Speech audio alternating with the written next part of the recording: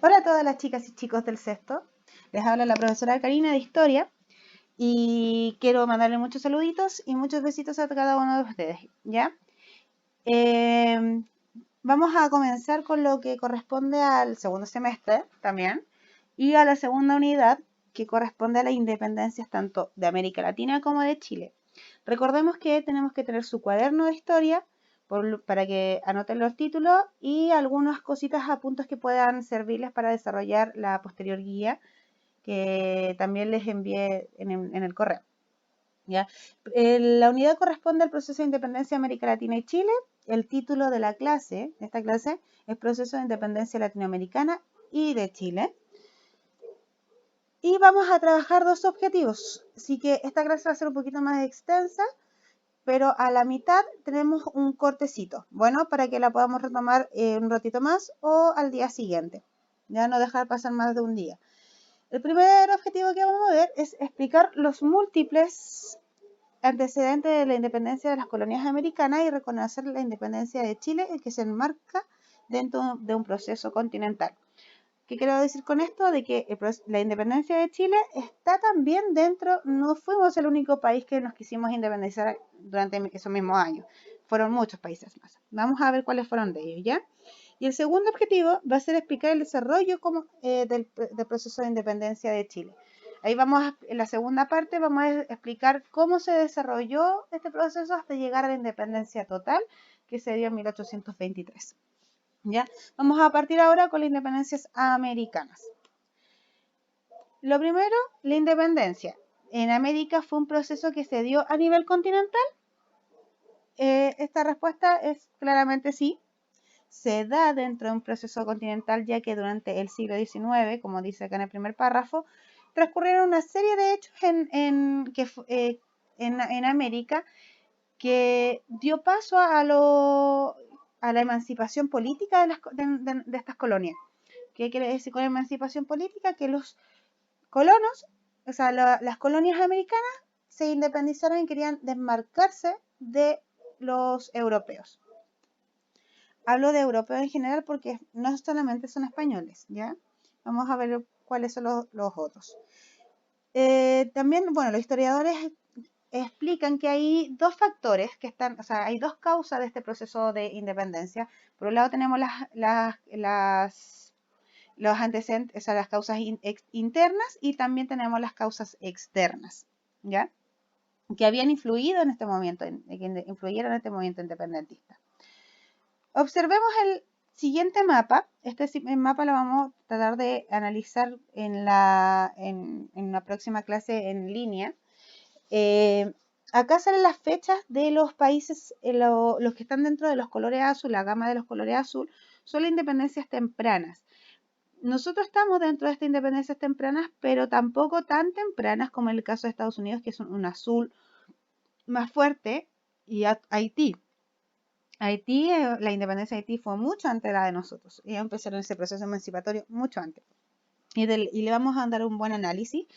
Y también, por ejemplo, tenemos el caso de Cuba, que está dentro de las independencias de la segunda mitad del siglo XIX, pero Cuba tiene una característica principal. No es solamente el último país que se independenció, aparte de ser el último país español, o sea, de colonia española, que se independizó, pero también tiene bastantes características que lo hacen único, su independencia. Vamos a partir primero explicando cómo fue el saqueo español, o sea, europeo. Lo que hoy llamamos como América Latina fue colonia de España, Portugal y Francia durante casi 300 años, donde nos vimos sometidos al robo y al saqueo masivo de nuestras materias primas, la explotación, malas condiciones de vida, en muchos casos humillaciones simplemente por el hecho de no provenir de Europa, ¿ya? Inclusive la gente que tenía buenas posiciones económicas acá en el país. Ellos también eran mal mirados. Los indígenas fueron esclavos, o sea, este proceso fue bastante traumático para las tierras americanas, para el continente. Los europeos nos saquearon todo, o sea, empezaron a llevar todo nuestro oro, toda nuestra plata, nuestros alimentos y más encima no explotaban tanto a los indígenas como a esclavos que traían desde otros continentes. Los tres países tenían como en cierta forma las mismas intenciones, que querían adquirir a más poder, a tener mayor riqueza, a pasar a ser parte de la historia con sus hazañas y todo. Acá tenemos una pintura ya de donde podemos ver acá a alguien perteneciente de la iglesia. Acá tenemos a los indígenas trabajando en condición de esclavitud, al europeo con el látigo, condiciones bastante deplorables que vivieron, la explotación de las minas, o sea, cuando empezaban a sacar el oro, la plata, cosas que realmente para nosotros no tenían tanto valor, pero para el europeo sí lo tenía. Haití, vamos a ver el caso de Haití porque Haití es el primer país independiente de América Latina, o sea, de estas tres colonias, ya, o sea, en este caso es de Francia. Haití es uno de los países que fue el país dominado por Francia, explotado más bien dicho, porque explotó todo lo que eran sus recursos de azúcar, su café, porque eran productos que ellos vendían mucho. Francia tenía la particularidad de que traían a esclavos desde África hacia Haití, los explotaban hasta incluso llegar a la muerte, ¿ya? Esto fue lo que gatilló que en 1795 se gestara esta revolución, pero que se gesta y se parte desde los más oprimidos, o sea, de estos mismos esclavos, de estos negros, o sea, del estrato social más bajo, ellos lograron levantarse contra sus explotadores y ganar esta lucha de independencia, obteniendo así al final firmando oficialmente su independencia en enero de 1804, el 1 de enero. ¿Ya? ¿Qué pasó acá? Los esclavos se hartaron de las malas condiciones de vida que tenían, que Francia la estaba generando. Se cansaron de estar trabajando y explotando el azúcar y el café para llevárselos para allá y que ellos se los llevaran. Por lo tanto, se rebelaron contra este poder. Las colonias españolas. Las colonias españolas son todas las que tenemos acá. La primera virreinato de Nueva España, que lo que hoy vendría a ser México. El de Nueva Granada, que pasaría a ser lo que es Colombia hoy. Bueno, la Capitanía General de Cuba. Las Capitanías Generales en espacios más pequeños. Entre ellos estábamos nosotros, que era la Capitanía General de Chile. Que si se dan cuenta aquí en este mapa, es de este lado y este lado, solamente este terreno. ¿Por qué? Porque de aquí para acá esta zona pertenecía al terreno mapuche, ¿ya? Que España terminó después de muchos enfrentamientos, terminó por aceptar que no iban a tomar posición desde el Biobío hacia la Araucanía, ¿ya? Por lo tanto, se masificó, o sea, se quedaron hasta ahí nomás, ¿ya? Fue cuando ya pasamos a ser Chile que se trató de tomar esos terrenos. También está el Virreinato del Perú, que fue uno de los más grandes e influyentes del Cono Sur. Tenemos el Virreinato del Río de la Plata, lo que corresponde a lo que es Argentina, Uruguay, Paraguay, parte de Bolivia. Y bueno, aquí está la Capitanía General de Chile. Las colonias conquistadas por España comenzaron su proceso de independencia en el año 1810. A diferencia de Haití, estas se gestan desde los criollos. O sea, los criollos fueron los que empezaron con su proceso de independencia. ¿Mediante qué formato? Mediante las juntas de gobierno. Por ejemplo, la que nosotros tuvimos en 1810, que el 18 de septiembre de 1810. Todas estas, acá salen las fechas de las instauraciones de las primeras juntas de gobierno. Se dan cuenta, aquí tenemos 1810, 1809, ¿ya? Se dieron dentro de estos años. ¿Por qué? Porque en 1808 el rey Fernando VII había sido secuestrado por la invasión napoleónica, ¿ya?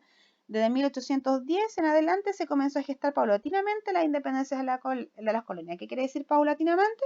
Fueron de a poco. Fue un proceso que se dio lentamente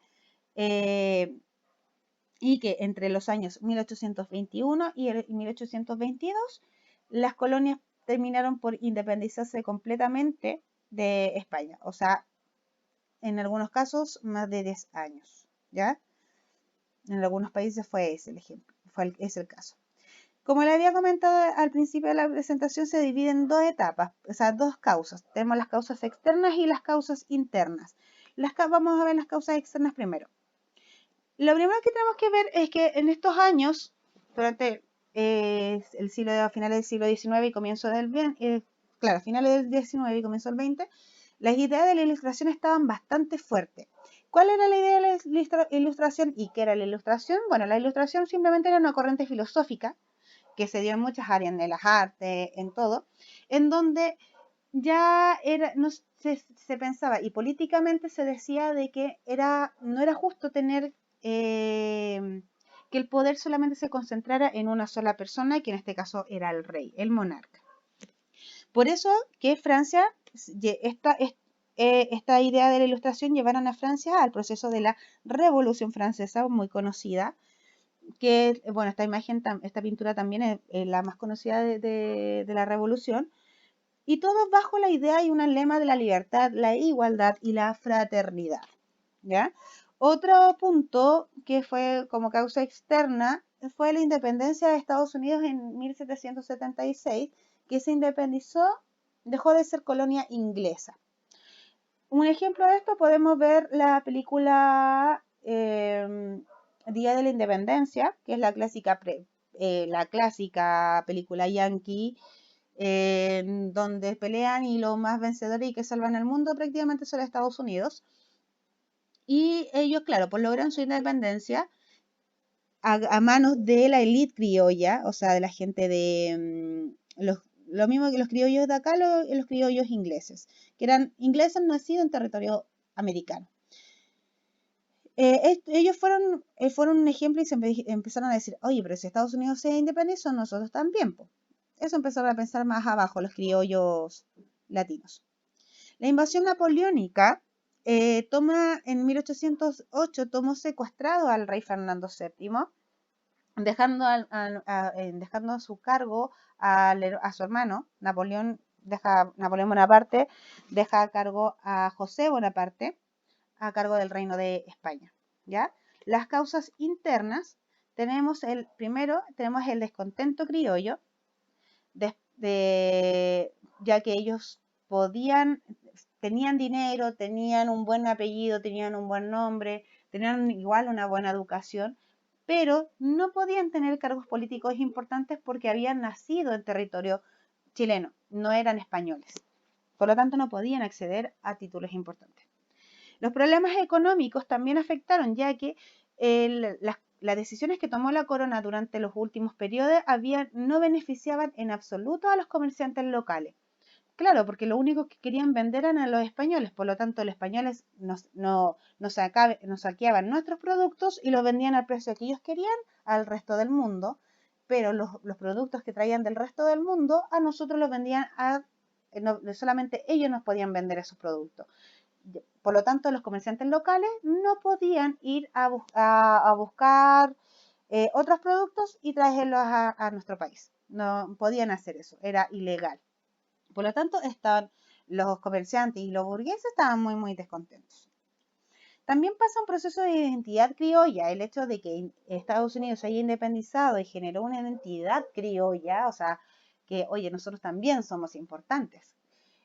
También se empezó a gestar acá y de esa forma también porque los españoles discriminaban y había una notoria discriminación por parte de los españoles hacia los que nacían en territorio americano. Por lo tanto, se generó una identidad en base a la tierra. Otra causa que está dentro de lo que son causas internas, pero también externas, fue la expulsión de los jesuitas de España y de todas las colonias, o sea, también de nosotros.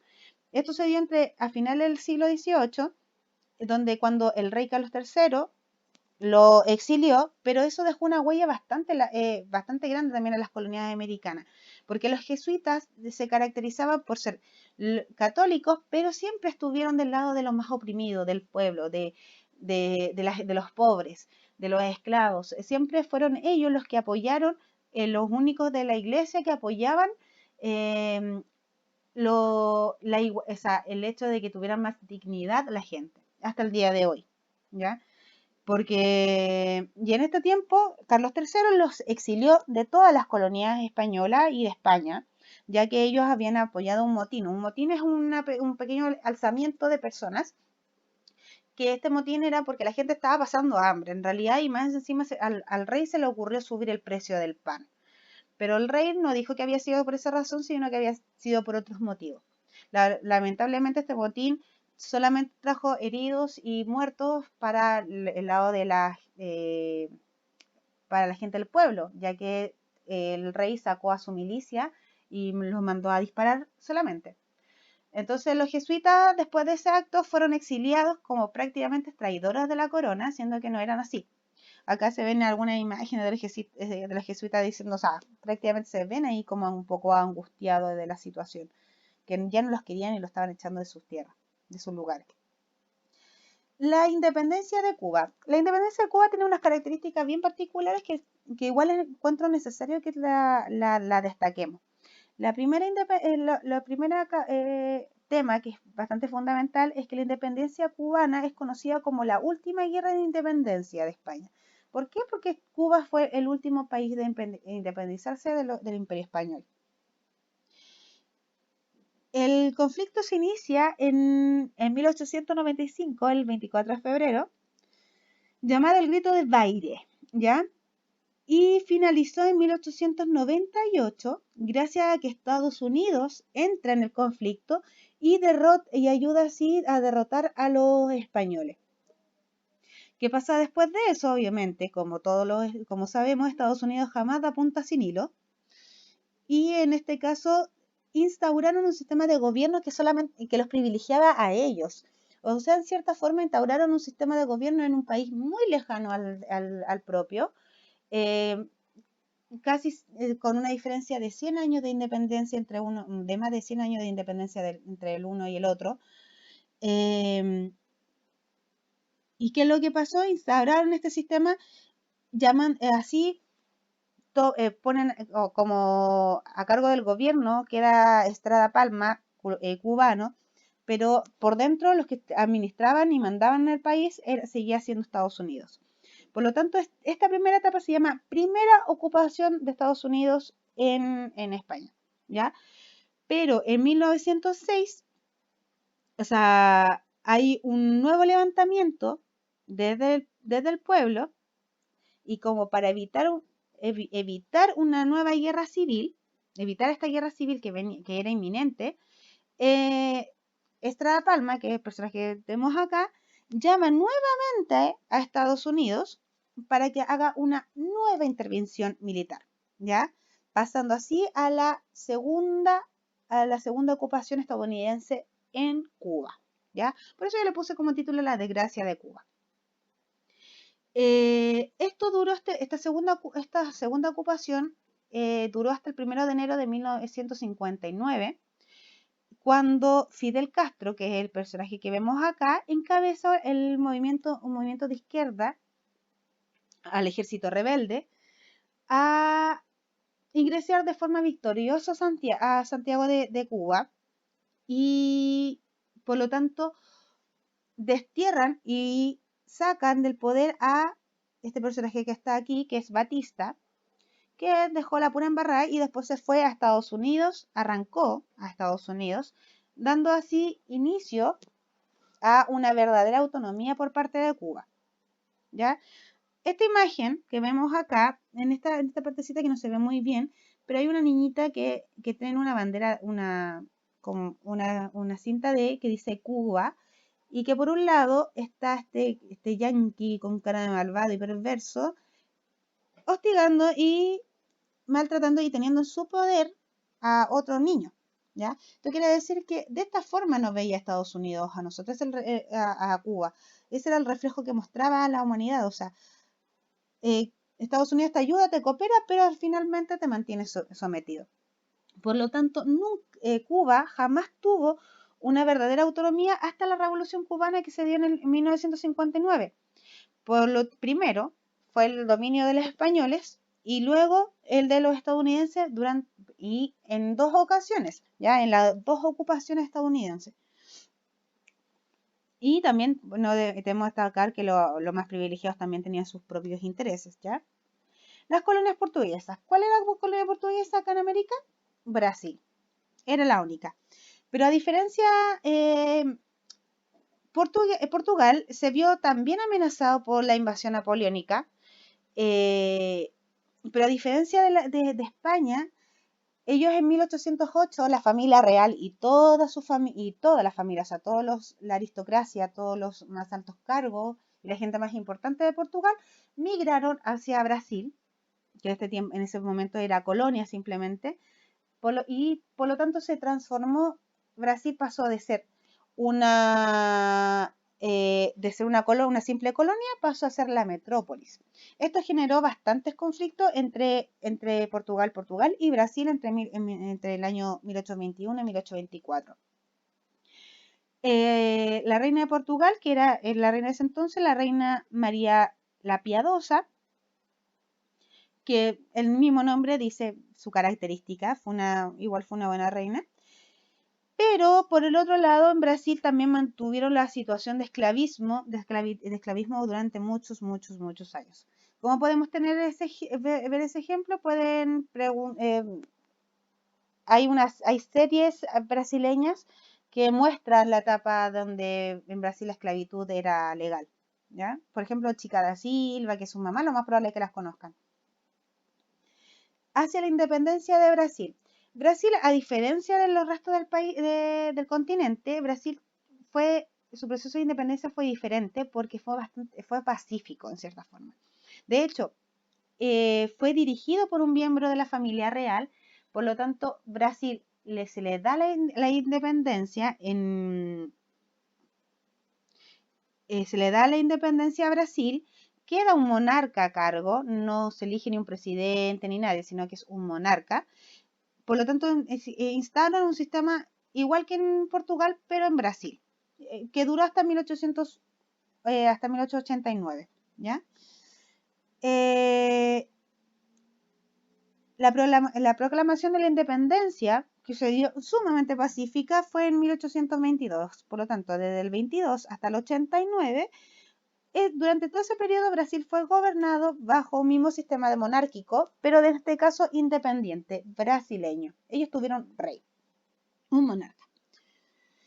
Aquí es donde vamos a hacer la pausa, niños, ¿ya? Contesten, le aconsejo el ítem 1 y 2 de la guía que les envié. Tomen una pausa, no dejen pasar más allá de un día y vuelvan a retomar esta otra parte que le pueden pausar el video se le va a reproducir automáticamente en la parte que comienza ahora, que es la independencia de Chile, ¿ya?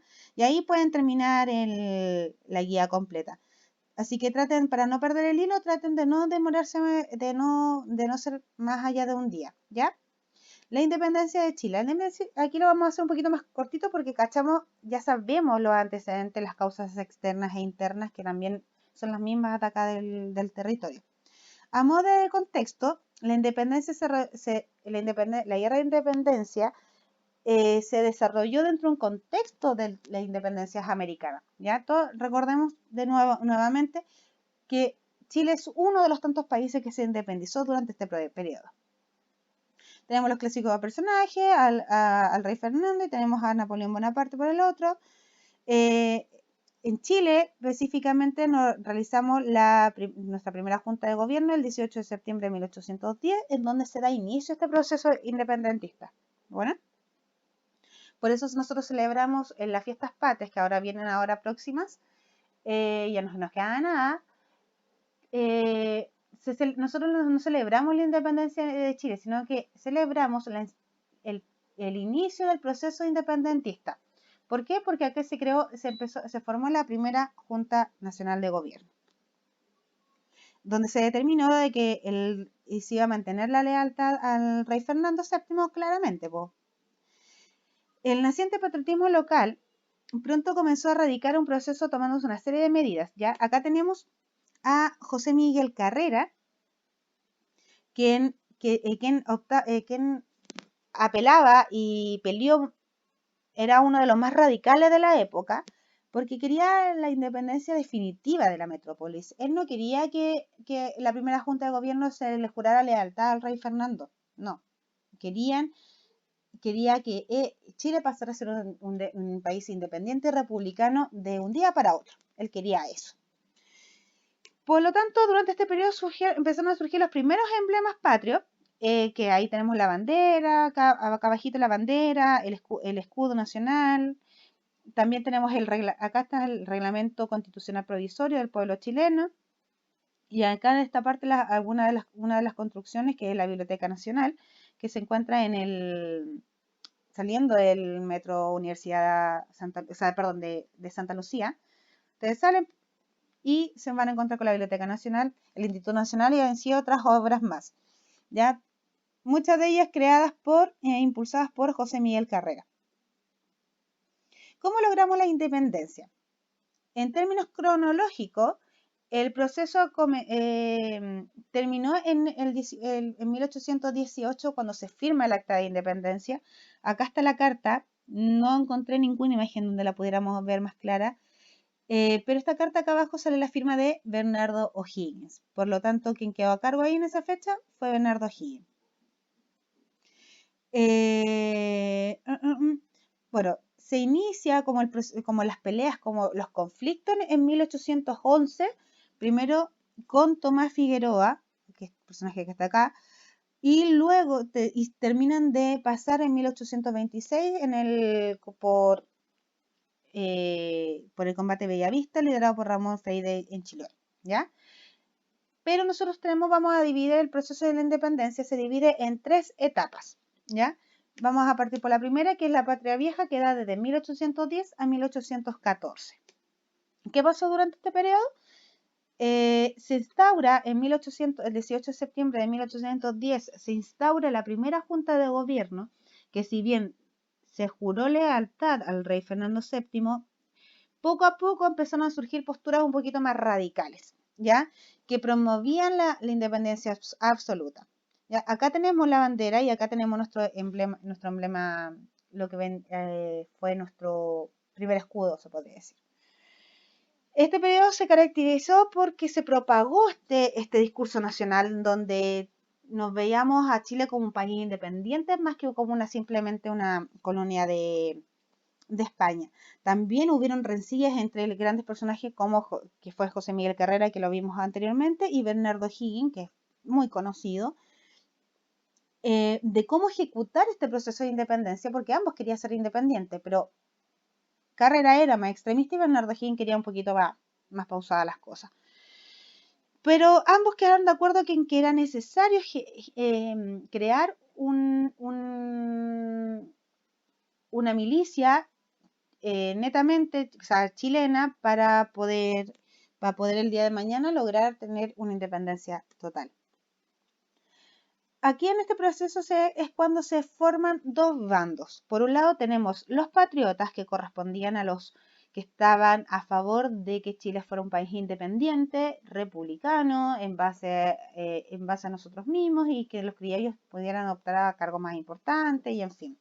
Y por el otro lado teníamos los realistas que querían seguir teniendo dominio querían seguir siendo dominados por España y seguir manteniendo la lealtad hacia el rey, ¿ya? Entonces, aquí empezaron la seguidilla de enfrentamiento entre estos dos bandos. Bueno, un ejemplo de ello es la batalla de Hierbabuena, que es esta pintura que tenemos acá, que se dio el 27 de abril de 1813, y terminó, y que da fin también a esta primera etapa de la Patria Vieja con el desastre, la batalla de Rancagua, o también conocida como el desastre de Rancagua. ¿Por qué? Porque en esta batalla perdieron, el bando patriota pierde. Por lo tanto, los realistas ganan, se instaura nuevamente el poder de la monarquía española, O sea, claro, se instaura nuevamente la monarquía española y se exilia a estos patriotas hacia otro lado. Y aquí da inicio a la reconquista, por lo tanto. Entonces, anteriormente, la Patria Vieja comienza con la primera junta de gobierno y termina con el desastre de Rancagua en 1814. Ahí, en 1814, misma fecha del desastre de Rancagua, comienza la etapa de la reconquista española, entre 1814 y 1817. Durante este periodo, durante estos años, se restableció el orden hispano, por lo tanto, empezó de nuevo la autoridad del rey Fernando VII en las naciones americanas. Pero el proyecto independentista, por lo tanto, los patriotas se vieron perjudicados y tuvieron que huir de Chile. Pero aún así quedaron algunos dando la batalla acá en el país, que fue Manuel Rodríguez, por ejemplo, y también José Miguel Neira, llamado el bandolero Neira, que es acá tenemos a Manuel Rodríguez y acá tenemos a José Miguel Neira, el bandolero Neira. Ellos siguieron haciendo batallas de forma esporádica, de vez en cuando, pero cosa de que jamás dejaron a los realistas totalmente tranquilos. Siempre estuvieron ahí. Y también se encargaron de masificar estas ideas de lograr una independencia para la construcción de un país republicano. El retorno de los exiliados. ¿Quiénes eran los exiliados? Bernardo O'Higgins y un montón de otros más. Los patriotas que fueron exiliados terminaron llegando a Mendoza, en Argentina, y se unieron al Ejército Libertador de los Andes, que estaba a cargo, liderado por José San Martín, que es la pintura del Ejército Libertador de los Andes. Se llama ahí porque cruzan los Andes para allá para acá, ¿ya? Acá tenemos parte del cerro, de la cordillera, vemos que cruzaban a caballito y ahí tenemos todo el ejército llegando a Chile, ¿ya? Y llegan y triunfan en la primera batalla, que es la batalla de Chacabuco, el 12 de febrero de 1817. Esta fecha, esta es la imagen de cuando vencen, los patriotas vencen a los realistas en esta batalla. Al vencerlos, termina esta segunda etapa, que es la reconquista española, y da pie al inicio de la patria nueva. La patria nueva da de 1817 a 1823. Se inicia, como había dicho, con la batalla de Chacabuco de 1817, donde gana el ejército patriota, pero obviamente los realistas no se quedaron ahí y quisieron seguir tratando de retomar el poder. Pero en este momento el gobernador español que estaba a cargo del territorio chileno era Casimiro Marco del Pont, quien tuvo que huir de Santiago y después se fue hacia Perú para quedar bajo el mando de Mariano Osorio, y nuevamente quisieron volver a entrar. Ahí tenemos a Marco del Pont y a Mariano Osorio.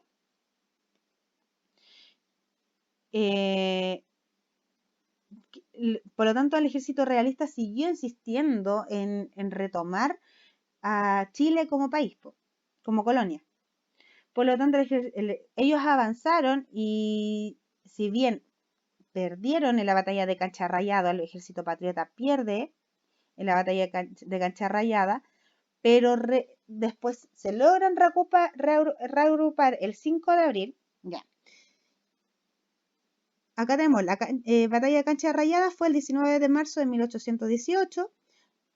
Y luego se reagrupan, pierde el ejército patriota, pierde, se vuelven a reagrupar y dan lucha en la batalla de Maipú el 5 de abril, o sea, 3 semanas después de esa fecha de la batalla de Cancha Rayada, y se enfrentan en Maipú con el ejército realista, saliendo victoriosos. En esta batalla vence el ejército patriota ya definitivamente el ejército realista, ¿ya? En esta batalla surge esta imagen, que es la más recordada, que incluso la podemos ver en algunas estaciones de metro, que es el llamado abrazo de Maipú, aquí está Bernardo Higgins con su bracito roto y acá está San Martín, donde ellos se abrazan para celebrar que por fin habían sacado al ejército realista del territorio nacional. Termina la Patria Nueva. Después del abrazo de Maipú, Bernardo Higgins queda designado como director supremo hasta que se aprobara una nueva constitución, o sea, hasta que Chile pasara a ser un país realmente independiente con una constitución enmarca todo un país. Eso es lo que da una verdadera, en cierta forma, independencia, ese artículo legal, ¿ya? Pero Bernardo Higgins cometió un error en el cual si los poderes del Estado habían sido ya separados, habían quedado en acuerdo donde teníamos que tener un poder ejecutivo, uno legislativo y uno judicial. Por lo tanto, no podía estar todo ese poder centrado en una sola persona. No podía ser así. Pero Bernardo Higgins aún así tuvo esa actuación. Ya él tomó el poder de los tres poderes del Estado y todo el poder estaba concentrado en él. Esto generó descontento en otros personajes. En diciembre de 1822 se organizó el movimiento opositor a Bernardo Higgins, que fue encabezado por Ramón Freire, ya que decía que Bernardo Higgins no estaba haciendo las cosas bien, no aceptaba la legitimidad de este sujeto. Por lo tanto, Bernardo Higgins, para evitar una guerra civil, culmina esta etapa en 1823, donde termina la etapa de la Patria Nueva, renunciando a su cargo de director. Acá dice abdicación, que es la palabra más formal que se le dice, pero en cierta forma él renuncia a su cargo de director supremo y se autoexilió hacia el Perú. Y quedando a cargo el cabildo, donde se designó una junta de gobierno, quienes estaban personajes como Agustín Ezaguirre, Fernando Errázuriz, Mariano Gaña, José Miguel Infante, entre otros sujetos. Y ellos tomaron poder y empezaron a gobernar el país y empezaron a gestar una nueva forma de gobernar, que es lo que veremos la próxima clase, cuando vamos a partir con la etapa de los ensayos constitucionales, ya que se da después de 1823 con la renuncia de O'Higgins. Entonces, a modo de resumen, tenemos que primero Chile se independiza como crea su primera junta de gobierno en 1810 junto con el resto de los países en Latinoamérica. Comienzan batallas tras batallas para una independencia y lograr un Chile republicano. Surgen muchos personajes, se encasilla en la primera etapa, que es la Patria Vieja, entre 1810 y 1814. Después, con el desastre de Rancagua, comienza la etapa de la reconquista española, en donde terminan perdiendo los realistas y comenzando la nueva etapa de la Patria Nueva, la cual termina con la renuncia de Bernardo Higgins y con la instauración de esta junta de gobierno, la cual iba a tratar de organizar un poco este país independiente. La firma de la independencia se da en 1818, por lo tanto nosotros no nos independizamos en 1810, fue en 1818. Pero ¿qué es importante el 18 de septiembre de 1810? Que se instaure la primera junta de gobierno y comienzan a gestarse los primeros movimientos independentistas. O sea, desde la instalación de la junta de gobierno en adelante, se empezó a gestar la independencia de Chile. La actividad de esta clase corresponde a la guía que les envié, la cual contiene solamente 4 ítems. Los 2 primeros ítems corresponden a la parte de las independencias americanas y los otros 2 ítems corresponden a la independencia de Chile en sí. Les recomiendo que hagan lo que les dije de dividir un poquitito la clase, ¿ya? La segunda es, tenemos que presentar en la semana del, perdón, la guía me la tienen que enviar durante la primera semana de septiembre, y voy a tratar de organizar una clase online durante la semana del 7 al 11 de septiembre para poder para reencontrarnos, poder vernos, conversar un ratito, saber cómo están, cómo lo han pasado. Y un ratito de ese espacio vamos a ocuparlo para hacer una pequeña retroalimentación o para leer algunas cositas chistosas o algunos episodios cómicos de este periodo de independencia. ¿Les parece? Así que nos estamos viendo. Se cuidan, hay que seguir cuidándose, no se me vayan a confiar ni a relajar, sigan ocupando su mascarilla, lavándose sus manitos, y para que cuando retornemos a la escuela, estemos todos bien. Bueno, muchos besitos y saludos a todos y a sus familias.